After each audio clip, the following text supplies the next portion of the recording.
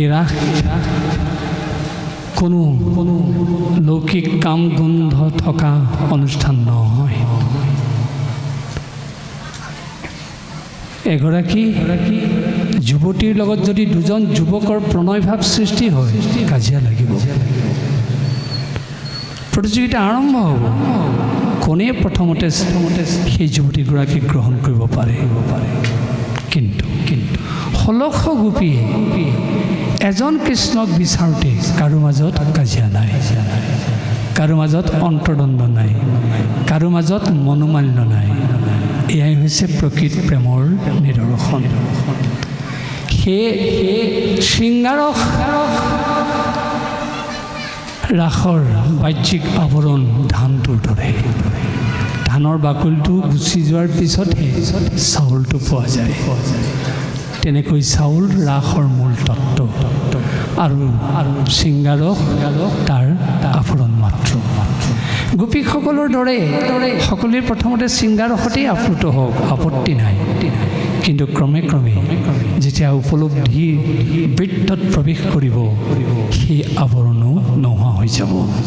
আৰু বিশেষকৈ ভগৱান কৃষ্ণই যোগমায়াক কেন্দ্ৰ কৰি ৰাস কৰিছিলে। আমি প্ৰত্যেকেই মায়াধাৰী জীৱ। আমি মায়া একেদিনাই শেষ কৰিব নোৱাৰোঁ। কিন্তু আমি যেতিয়া পৰম তত্ত্বক উপলব্ধি কৰিব পাৰিম, লাহে লাহে আমাৰ মায়াৰ আৱৰণখনো আঁতৰি যাব। সেই ৰাসক্ৰীড়াই আমাক মায়া অত্যন্ত মোহগ্ৰস্ততা পৰিৱেশৰ পৰা আঁতৰাই নিয়াৰ মূল মন্ত্ৰ প্ৰদান কৰিব পাৰে। এই ৰাসৰ বাঁহীটোৰ লগতো আমাৰ জীৱনৰ সম্পৰ্ক আছে। আমাৰ শইকীয়া চাই ভালকৈ জানে, তেখেতে সেইটোৰ বিষয়ত সদায় সেইবিলাকে কাম কৰি আছে। বাঁহীটোত 7টা ফুটা আছে, নহয় জানো? সপ্তৰন্ধ্ৰত আঙুলিৰ বোল পৰিলেহে বাঁহীয়ে সুন্দৰ স্বৰ প্ৰতিধ্বনিত কৰিব পাৰে। ঠিক সেইদৰে আমাৰো 7টা অংগৰে শৰীৰটোৰ সৃষ্টি হৈছে। ৰসাত ৰক্ত তত মাংসাত মেদু প্ৰজায়তে মেৰুস্ব অস্থি তত মজ্জা তত শুক্ৰ সম্ভৱ।